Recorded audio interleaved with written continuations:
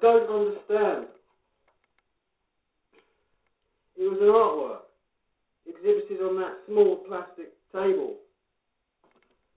Yes, she agreed. Now, after only a single day on exhibit, it's gone. Yes, it's gone. Somebody bought it, I said, assuming the worst. No, she said, that one was not for sale. It was a performance piece. There was a charge, but you didn't pay. A sickly confusion now became added to the excitement and disappointment already mingling inside me. There was no notice of a charge for listening to the dream monologue, I insisted. As far as I knew, as far as anyone could know, it was an item for sale like everything else in this place. The dream monologue, as you call it, was an exclusive piece. The charge was on the back of the card on which the title was written, just as the charge is on the back of that card you are holding in your hand. I turned the card to the reverse side where the words $25 were written on in the same hand that appeared on all the price tags around the gallery. Speaking in the tones of an outraged customer, I said to Darla, "You wrote the price only on this card. There's nothing written on the Bungalow House card." But even as I said these words, I lacked the conviction that they were true. In any case, I knew that if I wanted to hear the tape recording about the derelict factory, I would have to pay what I owed, or what Darla claimed I owed, for listening to the Bungalow House tape.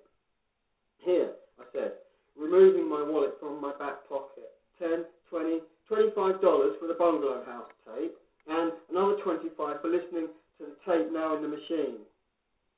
Darla stepped forward, took the $50 I held out to her, and added in her coldest voice, "This only covers yesterday's tape about the Bungalow House, which was clearly priced at $50.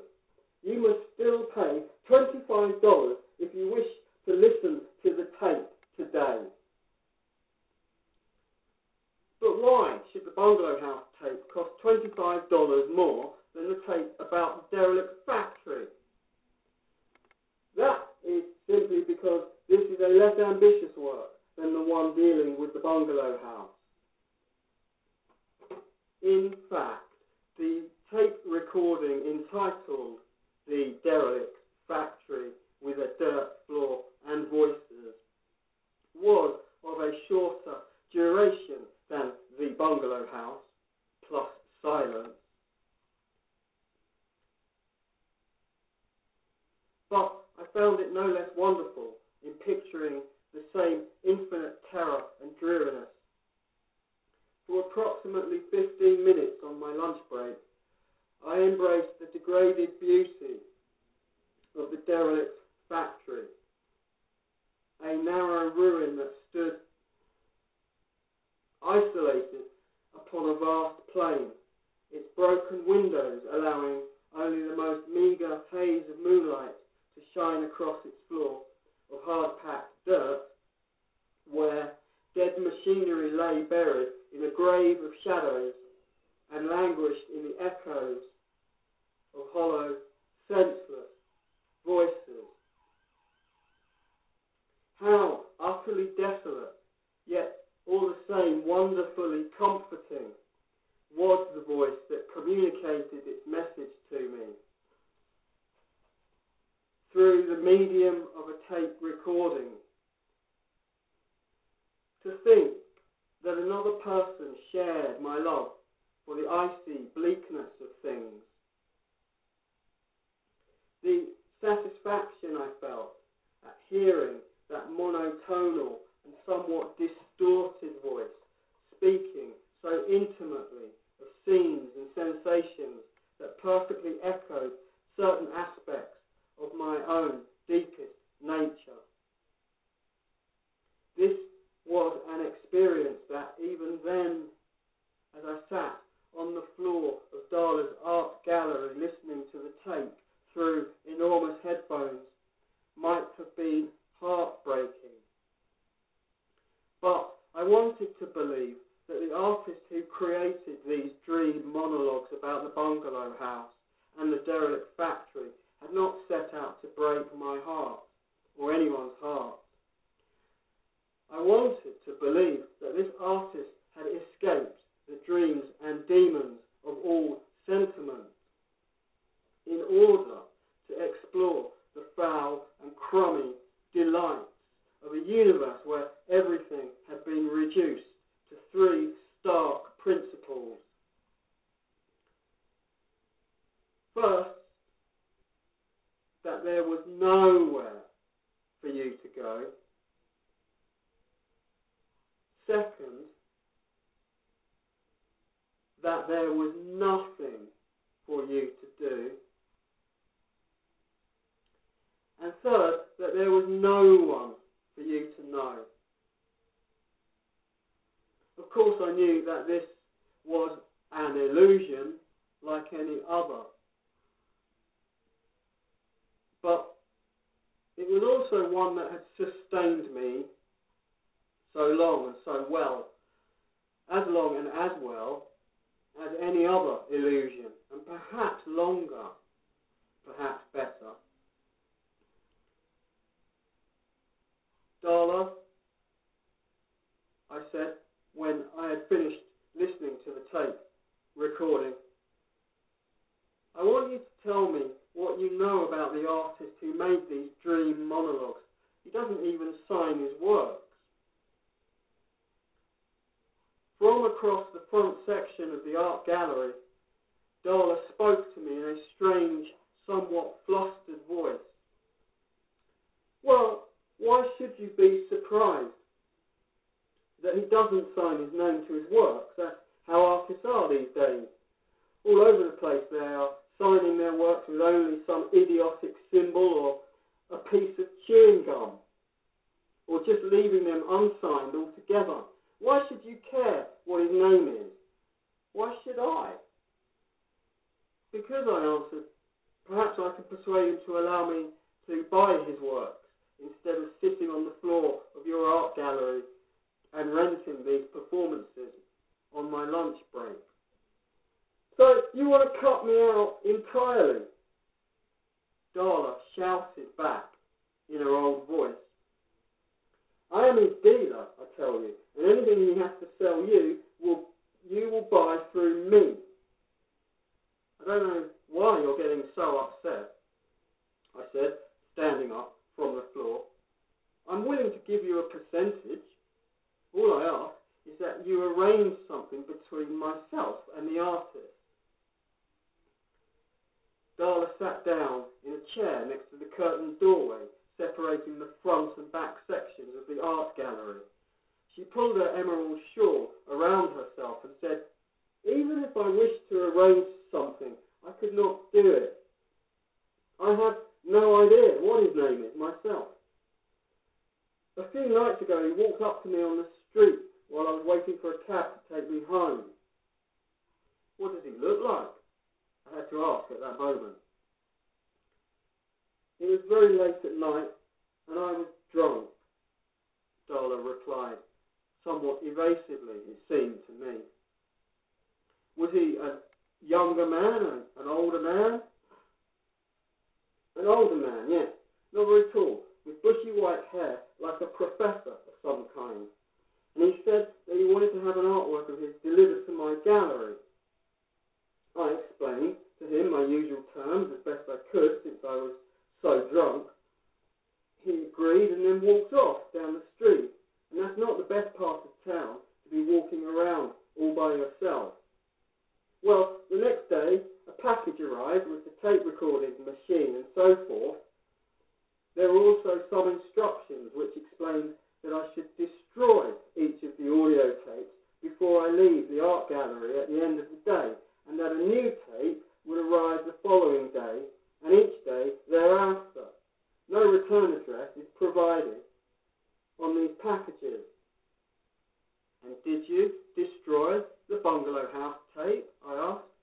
Of course, said Darla, with some exasperation, but also with some insistence.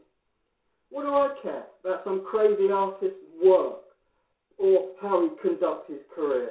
Besides, he guaranteed I would make some money on the deal, and here I am, already with $75.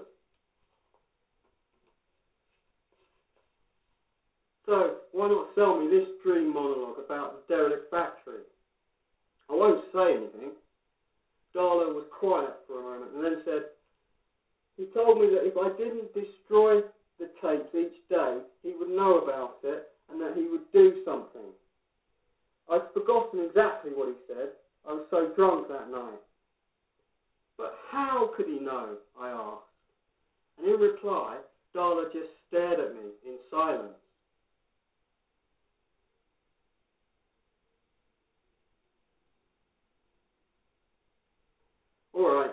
All right, I said, but I still want you to make an arrangement. You have his money for the Bungalow House tape and the tape about the derelict factory. If he's any kind of artist, he'll want his money. When he gets in touch with you, that's when you make the arrangement for me. I won't cheat you out of your percentage. I give you my word on that. Whatever that's worth, Darla said bitterly. But she did agree that she would try to arrange something between myself and the tape recording artist. I left the art gallery immediately after these negotiations before Darla could have second thoughts. That afternoon, while I was working in the language and literature department of the library, I could think about nothing but the derelict factory that was so enticingly pictured on the new audio tape. The bus that takes me to and from the library each day of the working week always passes such a structure which stands isolated in the distance, just as the artist described it in his dream monologue. That night I slept badly, thrashing about in my bed, not quite asleep and not quite awake. At times I had the feeling there was someone else in my bedroom who was talking to me. But of course I could not deal with this perception in any realistic way, since I was half asleep and half awake, and thus, for all practical purposes, I was out of my mind. Around 3 o'clock in the morning, the telephone rang. In the darkness, I reached for my eyeglasses, which were on the nightstand next to the telephone, and noted the luminous face of my alarm clock. I cleared my throat and said, "Hello?" The voice on the other end was Darla's. "I talked to him," she said. "Where did you talk to him? On the street?" I asked. No, not the street," she said, giggling a little. I think she must have been drunk. "He called me on the telephone." "He called you on the telephone?" I repeated, imagining for a moment what it would be like to have the voice of that artist speak to me over the telephone and not merely on a recorded audio tape. "Yes, he called me on the telephone." "What did he say?" "Well, I could tell you if you'd stop asking so many questions." "Tell me." "It was only a few minutes ago that he called. He said that he would meet you tomorrow at the library where you work." "You told him about me?" I asked. And then there was a long silence. "Darla," I prompted. "I told him that you wanted to buy his tape recordings. That's all." "Then how did he know that I work at the library?" "Ask him yourself. I have no idea. I've done my part." Then Darla said goodbye and hung up before I could say goodbye back to her. After talking to Darla, I found it impossible to sleep anymore that night, even if it was only a state of half sleeping and half waking. All I could think about was meeting the artist of the dream monologue, so I got myself ready to go to work, rushing as if I were late, and walked up to the corner of my street to wait for the bus.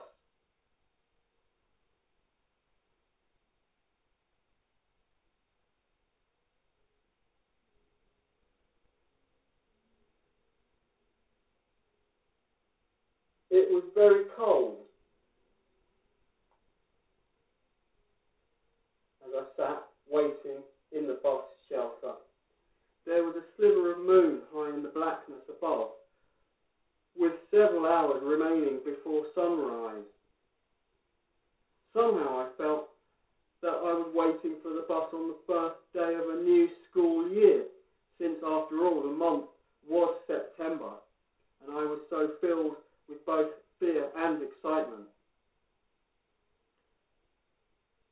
When the bus finally arrived, I saw that there were only a few other early risers headed for downtown.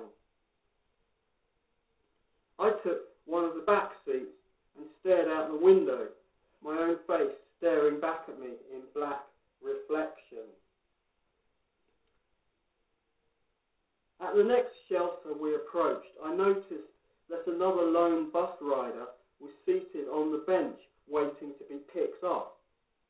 His clothes were dark coloured, including a long loose overcoat and hat, and he sat up very straight, his arms held close to his body and his hands resting on his lap. His head was slightly bowed, and I could not see the face beneath his hat. His physical attitude, I thought to myself as we approached the lighted bus shelter, was one of disciplined repose. I was surprised that he did not stand up as the bus came nearer to the shelter, and ultimately we passed him by. I wanted to say something to the driver of the bus, but a strong feeling of both fear and excitement made me keep my silence. The bus finally dropped me off in front of the library, and I ran up the tiered stairway that led to the main entrance.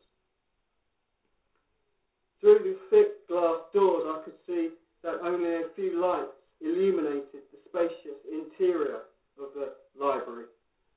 After rapping on the glass for a few moments, I saw a figure dressed in a maintenance man's uniform appear in the shadowy distance inside the building. I rapped some more, and the man slowly proceeded down the library's central hallway. "Good morning, Henry," I said as the door opened. "Hello, sir," he replied without standing aside to allow my entrance to the library. "You know, I'm not supposed to open these doors before it's time for them to be open. I'm a little early, I realise, but I'm sure it will be all right to let me inside. I work here, after all." "I know you do, sir, but a few days ago I got talked to about these doors being open when they shouldn't be. It's because of the stolen property." "What property is that, Henry? Books?" "No, sir. I think it was something from the media department. A video camera or a tape recorder. I don't know exactly." "Well, you have my word. Just let me through the door and I'll go right upstairs to my desk. I've got a lot of work to do today." Henry eventually obliged my request, and I did as I told him I would do. The library was a great building as a whole, but the language and literature department, second floor, was located in a relatively small area, narrow and long, with a high ceiling and a row of tall paned windows along one wall. The other walls were lined with books, and most of the floor space was devoted to long study tables. For the most part, though, the room in which I worked was fairly open from end to end. Two large archways led to other parts of the library, and a normal-sized doorway led to the stacks where most of the bibliographic holdings were stored. Millions of volumes standing, silent, and out of sight along endless rows of shelves. In the pre-dawn darkness, the true dimensions of the language and literature department were now obscure. Only the moon, shining high in the blackness through those tall windows, revealed to me the location of my desk, which was in the middle of the long, narrow room. I found my way over to my desk and switched on the small lamp that years ago I had brought from home. Not that I required the added illumination as I worked at my desk at the library, but I did enjoy the bleakly old-fashioned appearance of this object. For a moment I thought of the Bungalow House, where none of the lamps were equipped with light bulbs and moonlight shone through the windows upon a carpet littered with vermin. Somehow I was unable to call up the special sensations and mental state that I associated with this dream monologue, even though my present situation of being alone in the language and literature department some hours before dawn was intensely dreamlike. Not knowing what else to do, I sat down at my desk as if I were beginning my normal workday. It was then that I noticed a large envelope lying on top of my desk, although I could not recall it being there when I left the library the day before. The envelope looked old and faded under the dim light of the desk lamp. There was no writing on either side of the envelope, which was bulging slightly and had been sealed. "Who's there?" A voice called out that barely sounded like my own. I had seen something out of the corner of my eye while examining the envelope at my desk. I cleared my throat. "Henry?" I asked the darkness without looking up from my desk or turning to either side. No answer was offered in reply, but I could feel that someone else had joined me in the language and literature department of the library. I slowly turned my head to the right and focused on the archway some distance across the room. At the centre of this aperture, which led to another room where moonlight shone through tall paned windows, stood a figure in silhouette. I could not see his face, but immediately recognized the long, loose overcoat and hat. It was indeed the statue-like individual whom I had seen in the bus shelter as I rode to the library in the pre-dawn darkness. Now he was there to meet me that day in the library, as he had told Darla he would do. At that moment, it seemed beside the point to ask how he'd gotten into the library, or even to bother about introductions. I simply launched into a monologue that I had been constantly rehearsing since Darla telephoned me earlier that morning.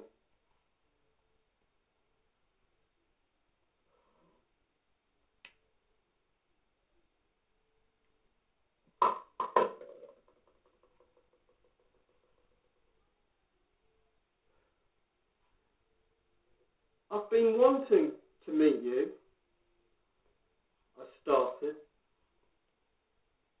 "Your dream monologues, which is what I call them, have impressed me very much. That is to say, your artworks are like nothing else I have ever experienced, either artistically or extra-artistically.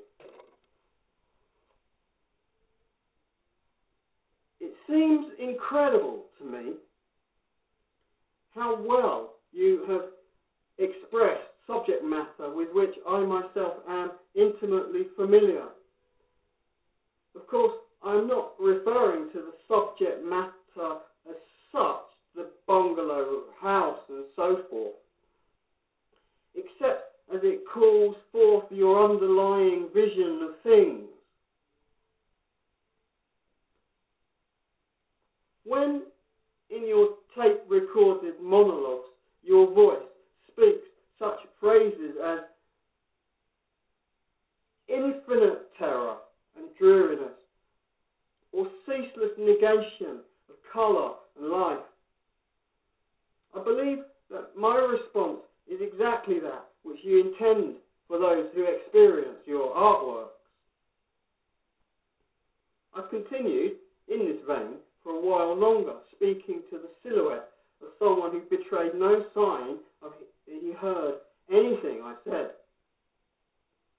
At some point, however, my monologue veered off in a direction I had not intended it to take. Suddenly, I began to say things that had nothing to do with what I had said before, and that even contradicted my former statements. For as long as I can remember, I said, continuing to speak to the figure that stood in the archway, I have had an intense and highly aesthetic perception of what I call the icy bleakness of things. At the same time, I have felt a great loneliness in this perception. This conjunction of feelings seems paradoxical, since such a perception, such a view of things would seem to preclude the emotion of loneliness or any sense of a killing sadness, as I think of it. All such heartbreaking sentiment, as usually considered, would seem to be on its knees before artwork such as yours, which so powerfully express what I have called the icy bleakness of things, submerging or devastating all sentiment in an atmosphere potent with desolate truth, permeated throughout with a visionary stagnation and lifelessness.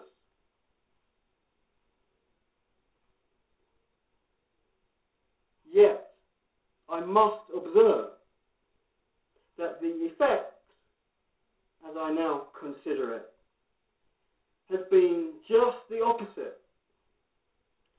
If it was your intent to evoke the icy bleakness of things with your dream monologues, then you have totally failed on both an artistic and extra-artistic level. You have failed your art, you have failed yourself, and you have failed me. Also, if your artwork had really evoked the true bleakness of things,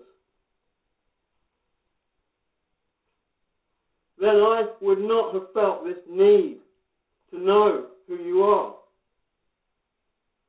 This killing sadness that there was actually someone who experienced the same sensations and mental states as I did, and who could share them with me in the form of tape-recorded dream monologues. Who are you that I should feel this need to go to work hours before the sun comes up